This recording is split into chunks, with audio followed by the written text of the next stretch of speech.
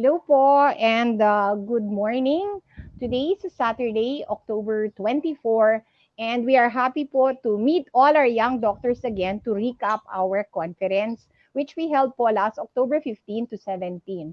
As you know po, our conference is entitled Young Doctors Career and Job Expo 2.0, and our theme was Destined to be Heroes because kahit sino pong doktor na gusto pong maging doktor sa kahirapan po ng panahon ngayon, ay matatawag po nating bayani. So we have more than 3,000 na po who attended our conference, almost 1,000 views per video and growing po. And we were joined by some of the most distinguished names in medicine, led po by our keynote address, which was given by Dr. Gerardo Gaple Gaspi, who is the medical director of PGH. Matindi po talaga ang pinagdaanan ng PGH this year as they transition from the premier government hospital to become po the premier COVID hospital of the Philippines.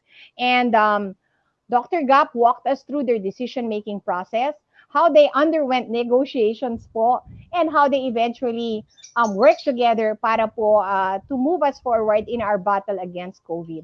We were also joined by numerous speakers. Yung naging topics po natin was residency with Dr. Faye Samadan Cagayan. Faye showed us her pathway po to success and how she became an OB-GYN. Ang ganda po ng kwento ni Dr. Faye. She got married early. That didn't stop her, and she just finished her PhD last year.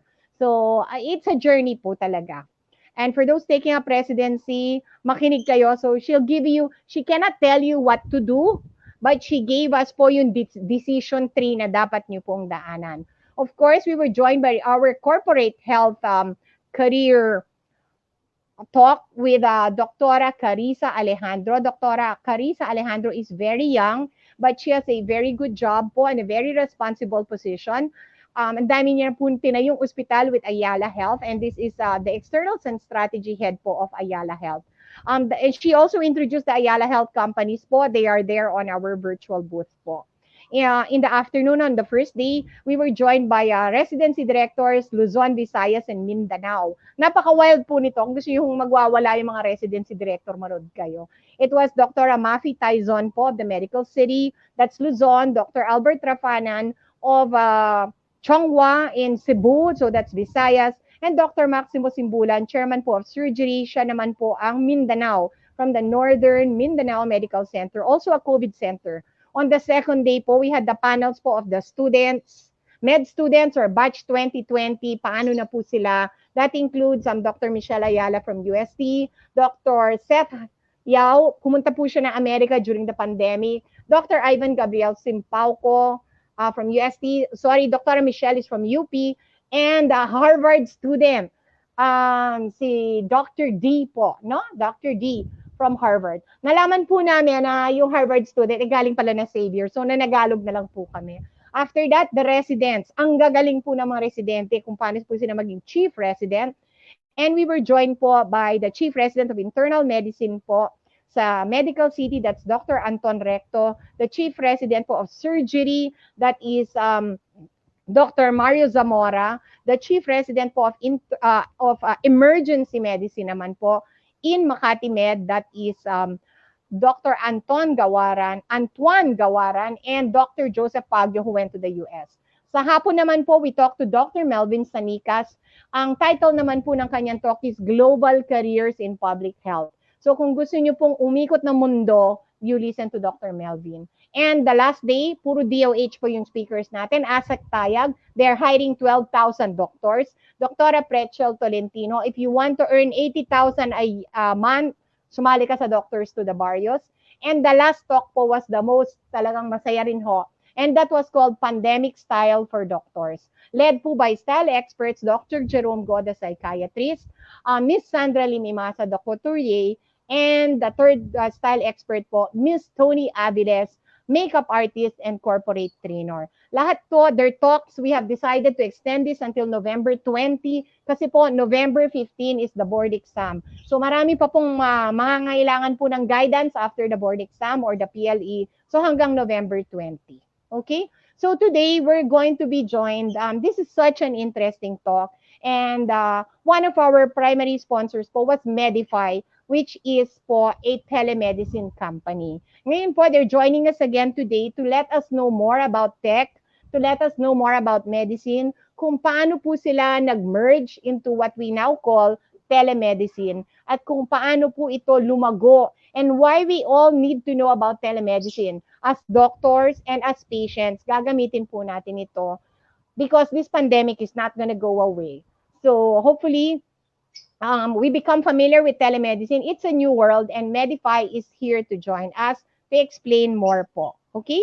So let me have the honor po of introducing our guest today. Introduce ko po muna yung kanila pong marketing manager. The marketing manager of Medify. We are joined by Mr. Iggy Avellana. Sir Iggy, how are you? And nice for you to join us po ngayong umagang ito. Kumusta po kayo, Sir Iggy? Hi, Doc. Good morning. Thank you very much for inviting us over. And sorry, clarify ko lang. I'm the Business Development and Marketing Director. So, kumbaga, dual purpose Ayan, po ako mas sa malalim company. pa po. Yeah. Opo. Thank you again. Thank Pasensya you. na po, Sir Iggy. Kulang yung title nyo. Opo. Business development. Okay.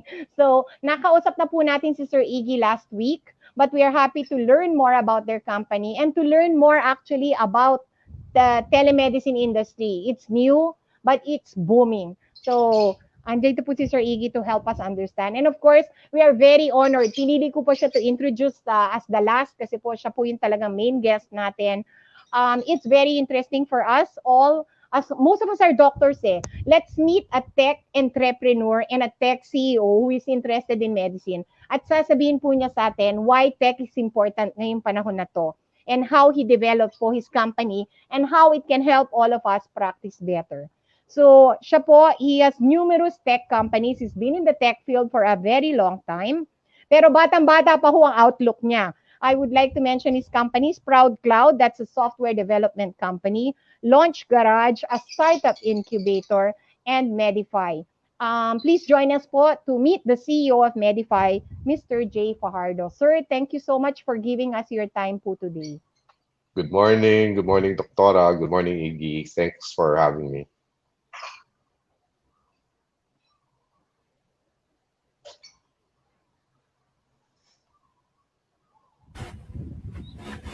Right. Hi, Jay. Nice to see you again. Hello. Right. Sorry, I'm also sharing this on our socials right now. So I'm currently in between windows. Okay. Doctora, salamat po for inviting me over. I'd like to well, I'm the CEO of Medify, and I'm the one responsible for Iggy having two jobs in the organization. Um, this is very exciting for us kasi since we are in the field of digital health, yeah, the ability to reach out to the progressive to the young doctors who are obviously tech and digital savvy, very comfortable in using the new tools that are available to us. So thanks again for inviting me over to speak. Ayan. Thanks, Sir Jay. Kami rin ho. To let us start po, siguro po, Sir, tell us about Medify. Background, I was so happy to know that it's a Filipino company. Can you let us know po about the background? And then siguro later I'll ask Sir Iggy naman about kung ano po talaga yung ginagawa. Opo. Whichever of you feels comfortable giving the background. Yeah. Well, Jay, if Okay. you like, I Yeah. can start. I Sure, actually sure. Go ahead. prepared Go ahead, please. a few quick slides. It's the same. Well, essentially, what I do is I hold webinars such as this as well for doctors, in particular, just to give them an idea of what Medify is and what we do, right? So let me set up my screen very quickly. Here we go, and I'll take you through a very quick overview of Medify. I've already shared my screen. Can uh, stage director palagay na lang po sa screen. Right. So Sige po. Medify is essentially a telehealth platform that allows users to connect and consult with a doctor online from the comfort of their own homes. So it's a secure platform that is an alternative solution for non-emergency cases, or what I like to call urgent care, and allows for accessible healthcare assistance to patients 24/7. So imagine for a patient who would like to go to the emergency room. No, they don't know what's wrong with them. They just want to talk to a doctor. That's essentially the service that we are replicating through this platform. It's very easy for a regular user. All they have to do is open the app, key in their request, and it gets sent out to the doctor where the doctor will respond. So para ka po nagbo-book ng Grab. Ganun po siya. It's that easy for the patients. No? And as of today, we actually already have over 3,300 doctors on the platform and over 31,000 registered patients. And I always share this with the people that I talk to. At the start of the pandemic, early March, we actually only had about 45 doctors on the platform and about 300 patients. So that's how much we've grown over the past few months. These are additional insights on our data. The top five most common specializations on Medify are as follows. We have internal medicine specialists, pediatricians, dermatologists, followed by OB and gynecologists, and general practitioners. Ito po yung pinakamarami sa platform as of today. But in terms of the most requested, so yung mga mas madalas po mag-consult or hinahanap na consultation, internal medicine specialists are taking care of the lion's share. No, so they're 50%, 54% of requests are for IM doctors, and then followed by everybody else, GP, pediatricians, and so on and so forth.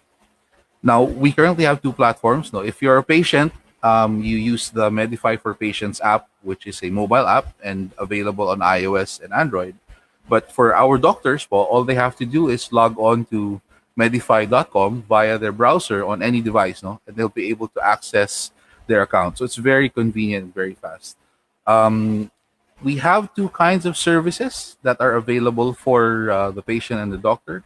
Yung consult now, that's the one that will allow the patient to connect with a doctor as long as that doctor is online. So pag online yung doctor, tapos kailangan mo makausap yung doctor right away, ito po yun. No? So para ka nagpunta sa ER and you need to talk to a doctor right away, you'll get connected with the first available doctor. Now, for the Ask a Specialist service, that essentially means that you already know either the specialist that you need to talk to or the name of the doctor. So, hanapin mo siya sa platform and then you connect with their profile and then the doctor will get alerted na, oh, si Iggy wants to talk to you, Doc Anna. And then yun, magsisimula na yung consultation pag nag-respond na si Doc Anna.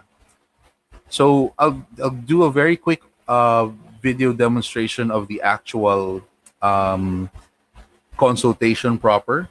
It's actually very much like, as you can see here, it looks a lot like your Facebook Messenger, So we're actually improving this and continually updating this. So this might already be a little outdated, but essentially, as you can see here, if you're talking to more than one patient, they'll be listed on this side over here. So if there's like two or three patients that I'm consulting right now, they'll be listed here. If I want to initiate a voice call or a video call, I just click on these buttons here. I can send and receive files through the chat here, just like in Facebook Messenger. So if I want to send medical certificate or a lab request form or even an e-prescription, I can send that here.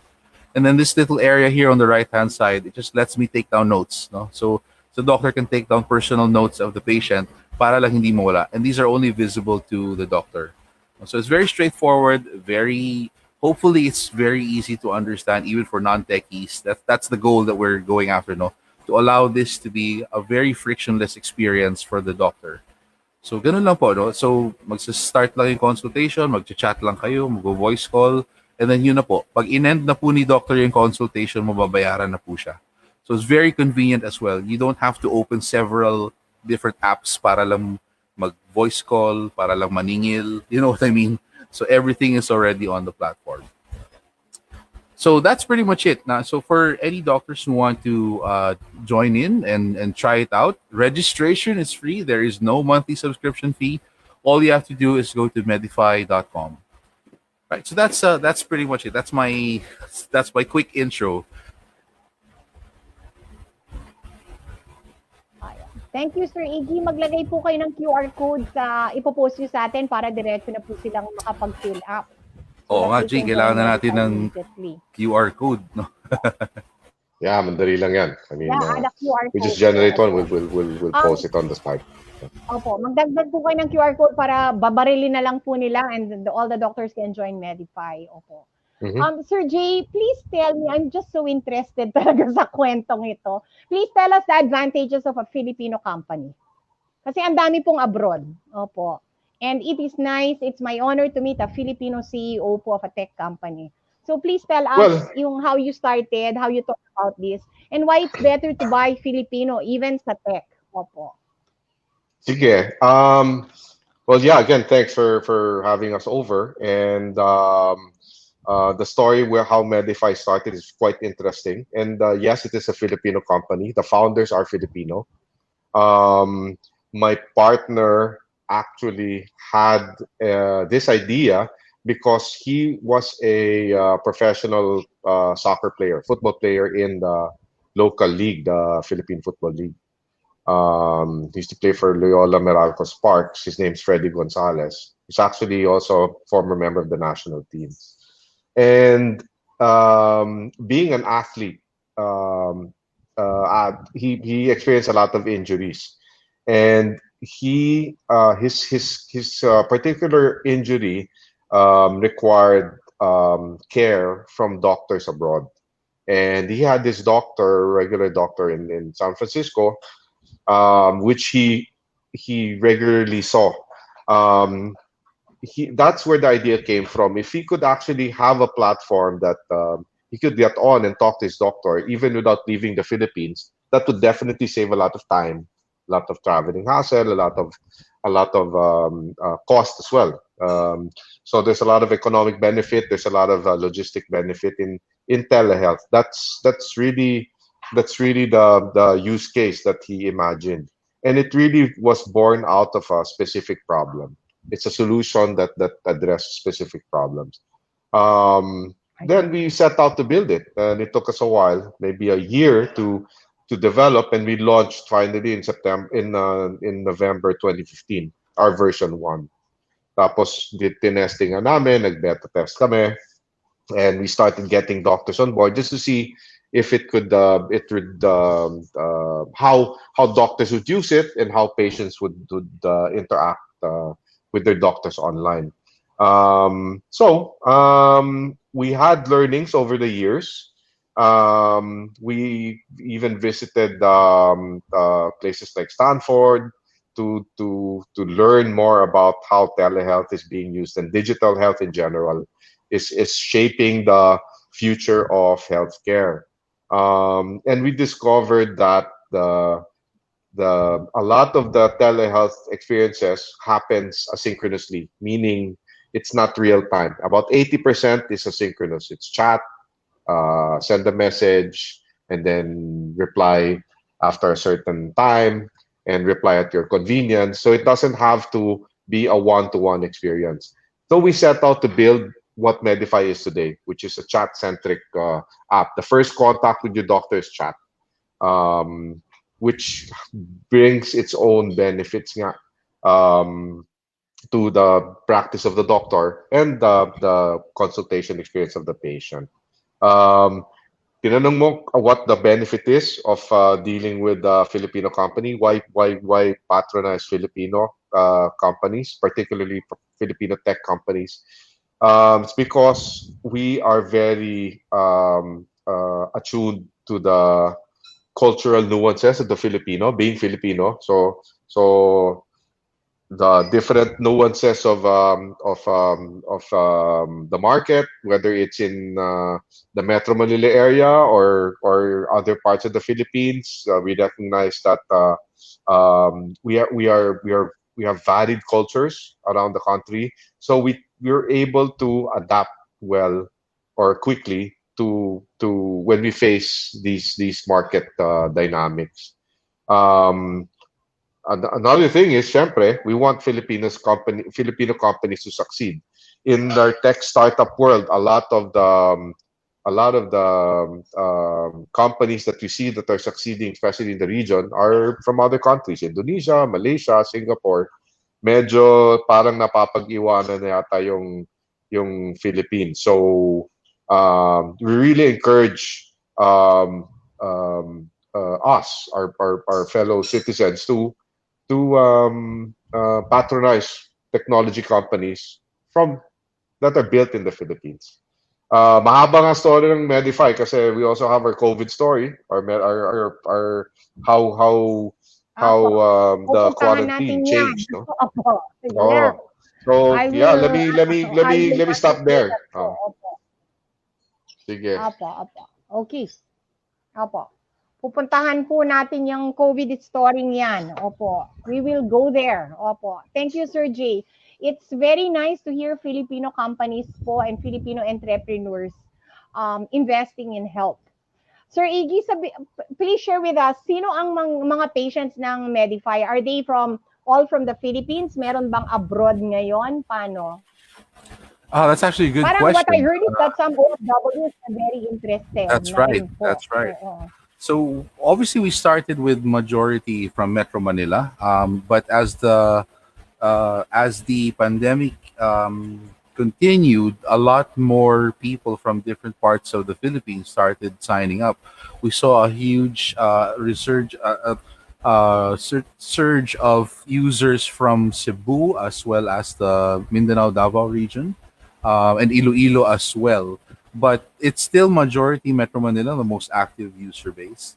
And then we also started seeing global Filipino user base, OFWs as well as Filipino immigrants. Am I right, Jay? We got a big number from actually Singapore as well as the US, and then some outliers from Italy and Hong Kong, Dubai, and so on and so Um, forth. UK, Canada. Yeah, UK, Canada, UK. Italy, United States. Yeah. So the thing that we noticed there is that the users would they prefer to talk to a Filipino doctor. It's easier to converse in Tagalog because you're both speaking the same language and you're used to it, as well as it's cheaper no than looking for a doctor from that region. Mas mahal siguro magpa-doctor sa UK or sa US. So they saw that Medify is a good opportunity. Their consultation fees are similar to how they would be if they were based here in the Philippines.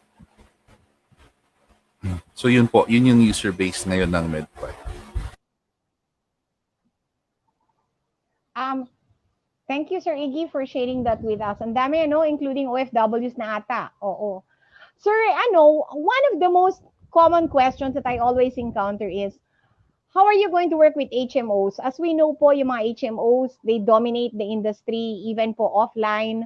And unfortunately, they aren't treating doctors too well. So, ano po yung, are you going to be working with big companies, like signing them up? Paano po ba yung mga HMOs? How are they going to work with you? Or you planning to go HMO free? Hindi ko po alam. Opo. But this is a very interesting topic. Opo.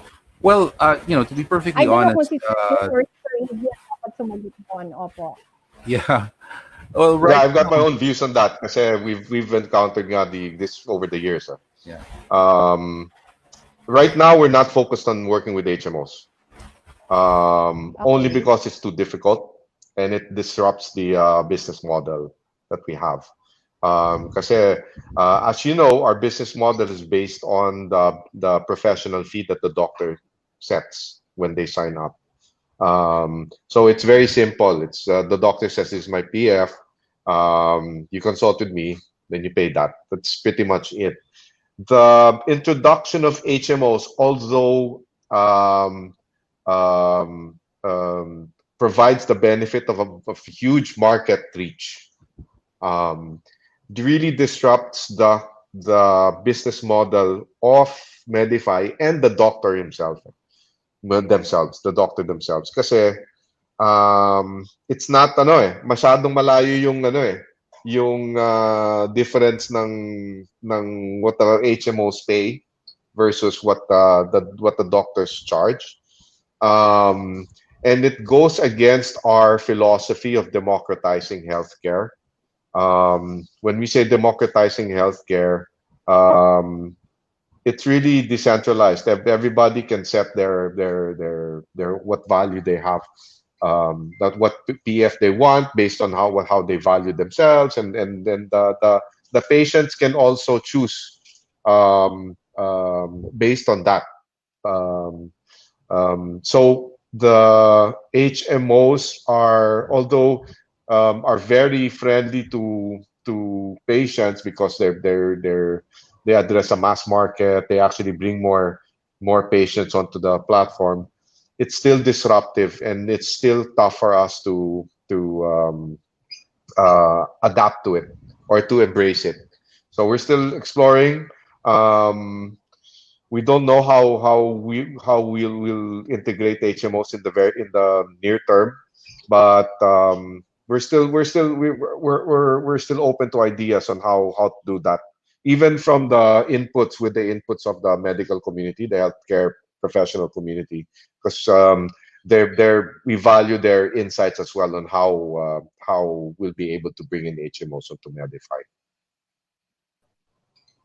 So yun po, magandang tanong yun at magandang pag-iisipan po. Kasi Oo nga. they are a big part of the healthcare industry and unfortunately, sometimes nagkakaproblema po yung mga doktor as you very well know. Opo. Sir, why don't you tell us your COVID story? What happened to Medify nung nagkaroon po ng lockdown? Kasi it struck me po na you said that Medify was in 2014. That's almost 6 years. Tapos sinabi po ni Sir Iggy na 45 lang po yung mga doktor noon. Well, actually, baka kulang yung marketing kasi nobody ever invited me to join Medify. Opo. But and then it became 3,000. How are you? How did this happen? Ano po yung maging, what is the corporate journey po through the lockdown? Sure. Well, as you know, I mean, I consider you an outlier because you're very progressive. You embrace technology well. But you might also know that the behavior that we encountered with trying to bring doctors onto the platform was very risk averse. We discovered that Ay, totoo yan, most sir. Grabe. uh, most if not Totoo all yan. doctors, if they would rather not change anything in whatever workflow they have or in their practice. Any kind of Naku, mahabang incremental usapan yan, sir. change, Opo. any kind of incremental And it change should not in be live. It should yeah. not be live. It cannot be live. O, palalayasin Sige. tayo. Sige, sir, No, pero go. yeah. So any incremental change is considered an unnecessary risk. So medyo mahirap mag-introduce ng bagong teknolohiya. And we struggled with that over the years. But that really changed in March when the quarantine happened. Kasi uh, obviously that's when I started receiving all these calls from different doctor networks if Medify was indeed live. And I said, yes, we're live. And that's all it took. They started coming in. Networks and communities of doctors started spreading the word, and they all jumped onto the platform. The driving force was definitely trying to find solutions to the suspension of their practice or meeting their patients because they really needed to find an alternative to continuing to provide care to the patients, knowing that social distancing was now the norm, and we didn't want, well, the doctors definitely didn't want to put unnecessary pressure or load onto the healthcare system, precisely because of the outbreak. So unnecessary, avoidable visits, if possible, do it already on remotely. So that's what happened right after the announcement of the quarantine. That's when the adoption and the onboarding of doctors and patients shut up. Um, it's important to mention that the rapid growth is also attributed to the way we design the product or the platform, where it's very low touch. We don't have to handhold the doctors too much. They self sign up themselves, and they just provide their credentials, and we do a vetting, and we make sure that the regulatory or the credentials are valid, and then they're automatically doctors already in the platform. That's why the growth of doctors on the platform was very fast, very low friction. Same with the patients, because all the patients have to do is to sign up on the mobile app, just like any online digital marketplace like Uber or Grab or Airbnb, etc. So that was the other thing that helped on the exponential growth of our user base. Yung madali lang hong gamitin. Opo. Mhm.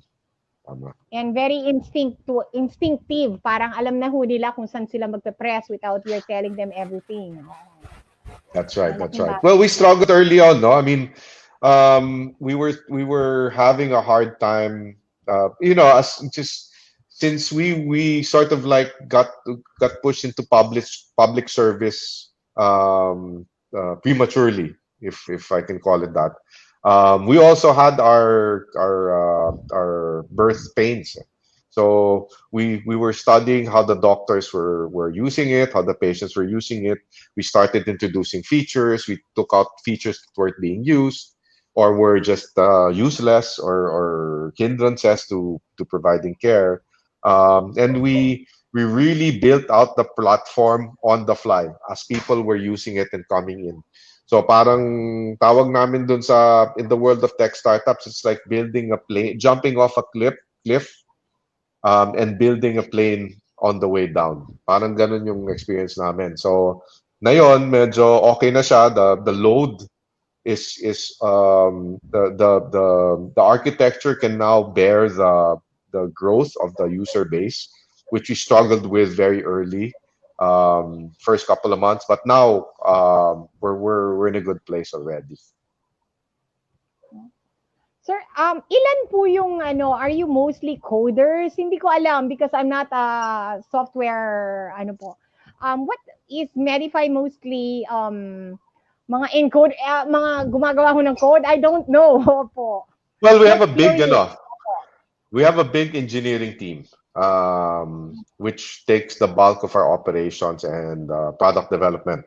But at the same time, we also have our medical. We have our MD, who is our medical director, si Doc Jello, and a lot of the insights that we gleaned over the past 2 years and the past couple of months was came from him. Kasi he was also a practicing doctor in Medify, so kasama rin siya dun sa product development and he was also important in speaking with the doctors on their platform. Kasi the language of medicine, the culture of medicine, the all these things. He was more attuned to that, so he was there for that as well. Nakatulong sila mga Um, malaki. Oo, malaki talaga. Okay. Opo. Are you working with any hospital at the moment o wala pa po talaga? Independent pa si Medify? We are working with Manila Doctors Hospital. That was the Okay. first one that we partnered with. In fact, that was the first one where with them we built the business model around how to support their doctors and include them in our ecosystem as a business partner. So in commercial models, naayos namin. So most of their doctors that are on Medify use us as their telehealth platform. Um, we have been talking to some other hospitals and clinics, pero so far they're the ones that are very active with us. Manila Doctor. Yeah. Okay. Yeah. Tama po yun. And then, my question po sa inyo, paano po yung payment model ng doctors? Like, how will the doctors get paid? Kasi may iba po, like the HMO, 300 pesos per doctor. Hindi ko po alam what is your, what's your model? Sa amin, like I mentioned kanina, when the doctor joins us, he sets his own professional fee. And we add the 20% markup on top of that. which becomes the published rate. So that's what the patient pays. The patient pays us that published rate, and then we remit to the doctor at the end of the month, or every 15th, sorry, every 15th and 30th. We remit, we process the payments, and we start remitting to the doctors. Um, so it's not based on a flat fee. It's based on their preferred professional fee. Opo, kung ano yun po yung gusto nilang ano yan, ikunin. Opo. Yeah. How do Uh, you find patients, sir? right now, it's all organic. I guess it's referrals. Mm-hmm. May mga ads na kami na yun sa Facebook and all Mm-hmm. that, pero konti pa lang eh. Most of Mm-hmm. them are being referred by the doctors, and some are being brought in by word of mouth. I see. So that's that. Right now, we probably do a big marketing push, try to hit the countryside. Yan, dyan sa lugar nyo, we really want to reach uh, outside of Metro Manila, because that also gives the opportunity for patients in the rural areas to access urban doctors, and vice versa. Tama yun. The Opo. practices Totoo of yan. yeah, Opo. the practice of doctors in the rural areas can actually expand their reach. They can, in Tama. fact, if they want, they can, if they can actually serve a patient that's in an OFW patient in Singapore or Hong Kong, that's from where they are, and they can start talking in their Pwede own rin po. dialect and all that. So yun yung maganda sa sa setup na yon eh. True. Baka Yeah, ho may mga Bisaya mas komportable and they would like a doctor from Cebu and they are based in Singapore. Ano po? It's that's possible. right. That's right. Opo, Uh, it's possible. Opo. How do you see Medify moving forward, sir? Anong plano nyo? well, right now, the key feature that we have, the key user flow that we have, or user model, is based on chat. Um, it actually provides a good benefit for the doctors in terms of scalability. When scalability means reach, or the ability to accommodate more transactions than they're used to. Kasi yung chat will, and the telehealth itself provides the ability to reach far beyond the geographic borders or distances. And at the same time, since it's chat based, doctors, a lot of doctors, especially a lot of doctors don't know this yet, but on Medify, you don't have to do a one-to-one chat. You can actually conduct a consultation over time so that it adapts to your schedule, and at the same time you can do multiple consultations at a time. So you can be chatting with 5 to 10 different patients, since it's chat, and then if you need to hop onto a video call, then that becomes the one-to-one, so that actually was a winning feature that we have, that Ah, so hindi po lahat video, may chat. Opo. may chat. Yung chat actually is the primary contact.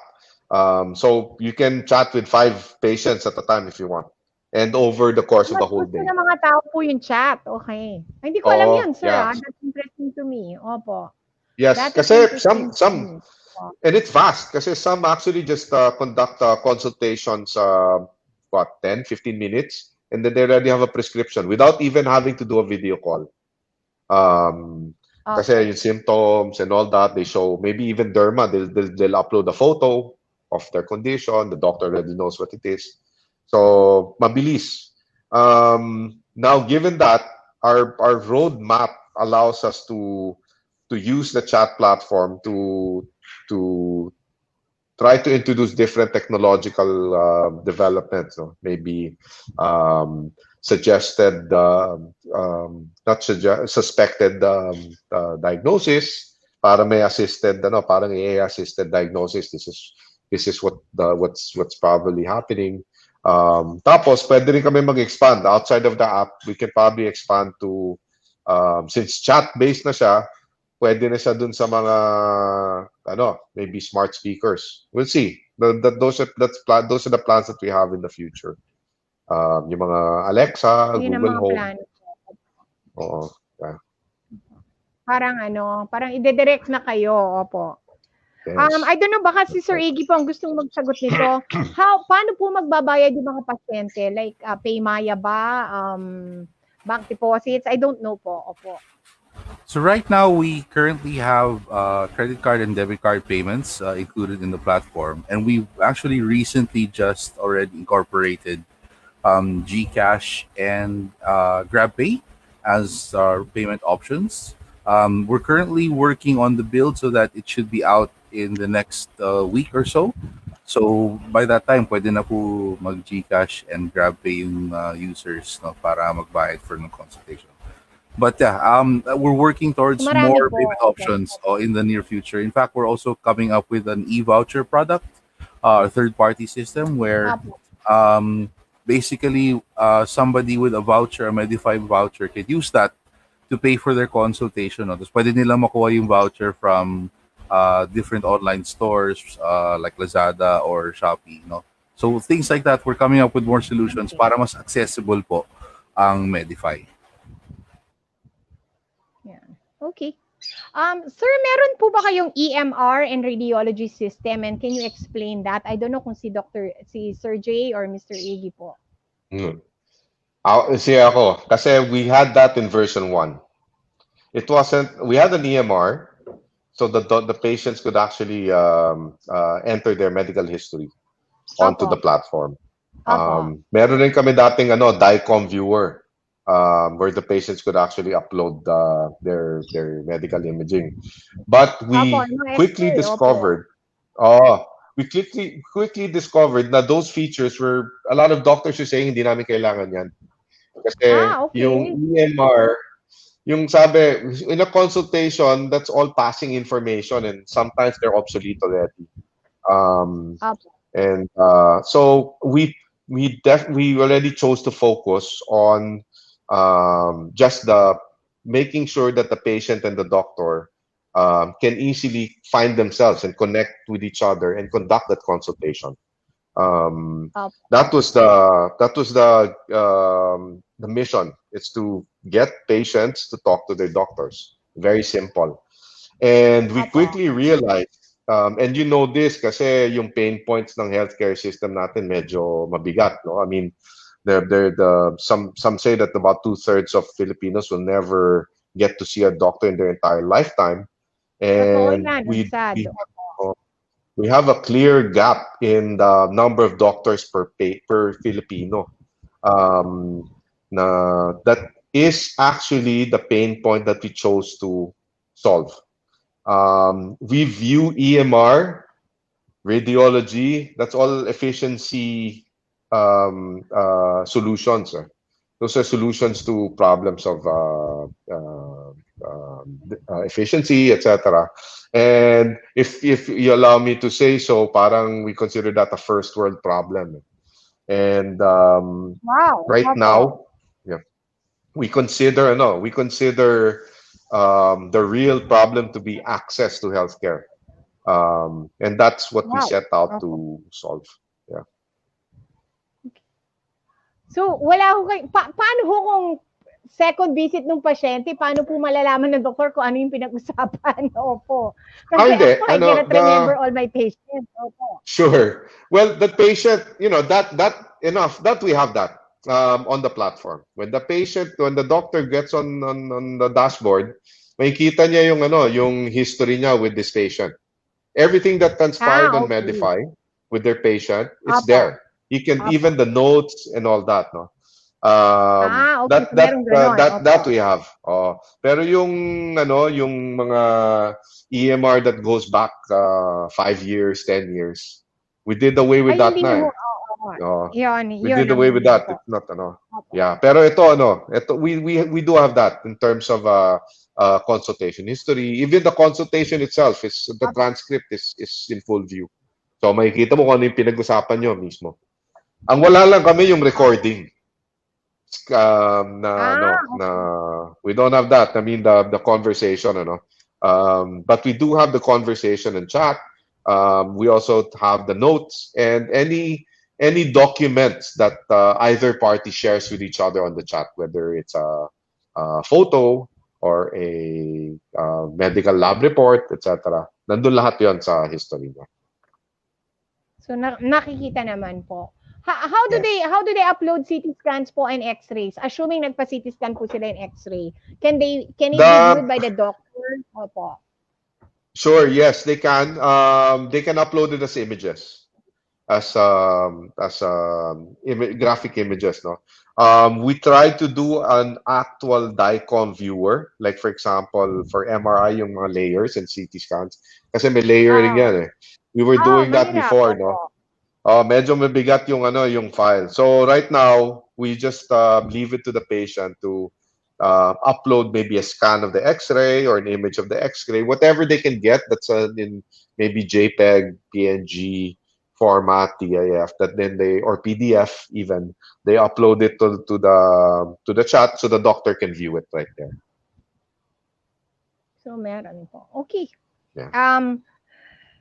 So, anything else that you'd like to tell me about Medify po? Like, ano po yung feedback ng mga doktor? How do they feel about it?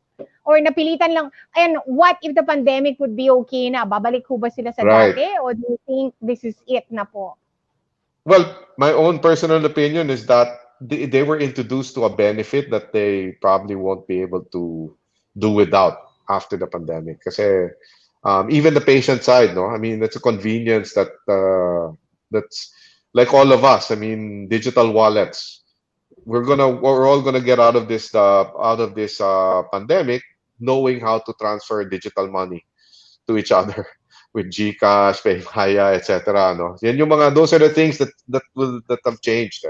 And we see that the one of the major things that are here to stay is the ability to do a teleconsult with the doctor. The We want to actually go ask our doctors how much of their practice they've actually brought online. And we'll probably do a survey of that.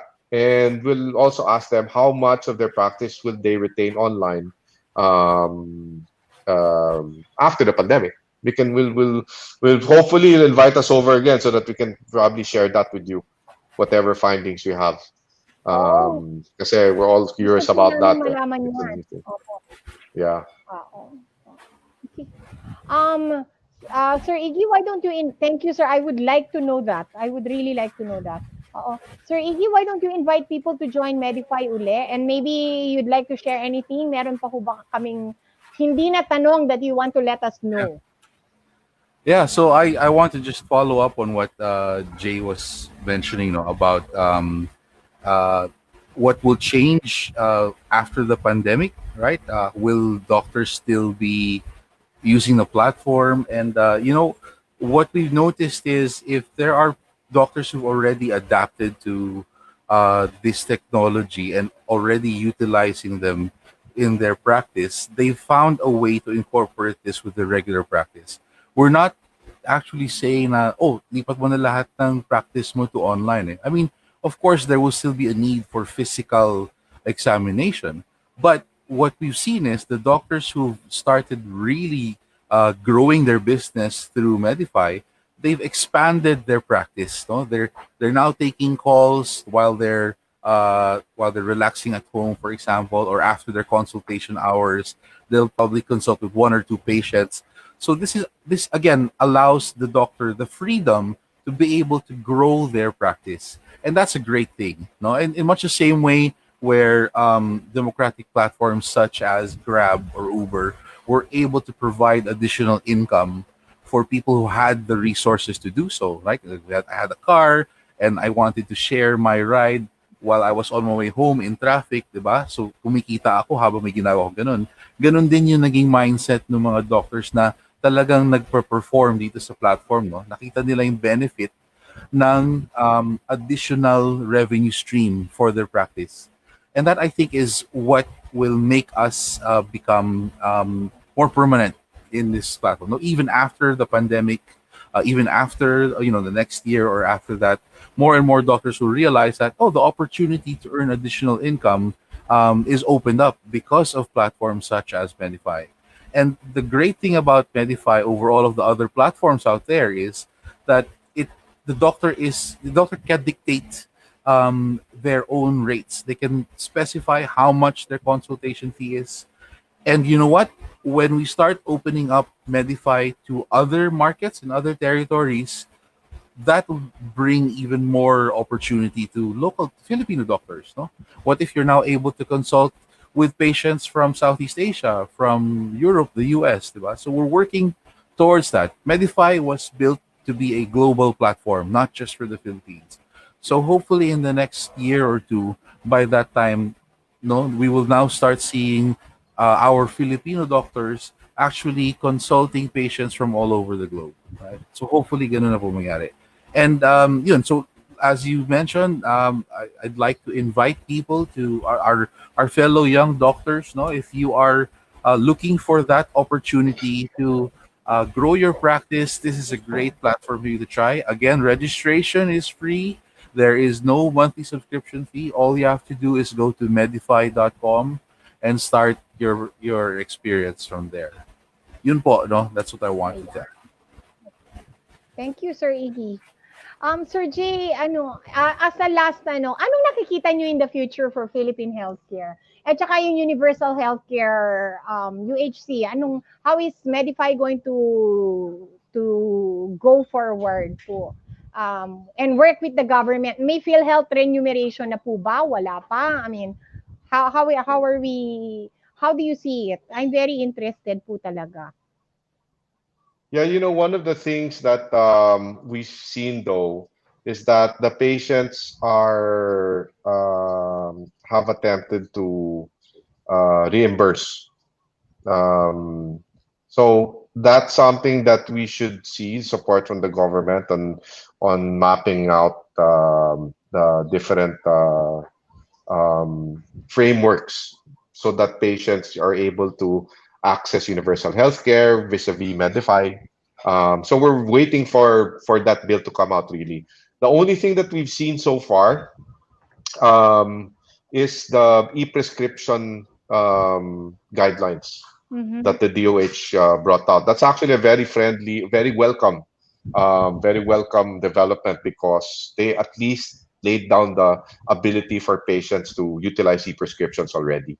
And we see that as an indication of how the government will see digital health.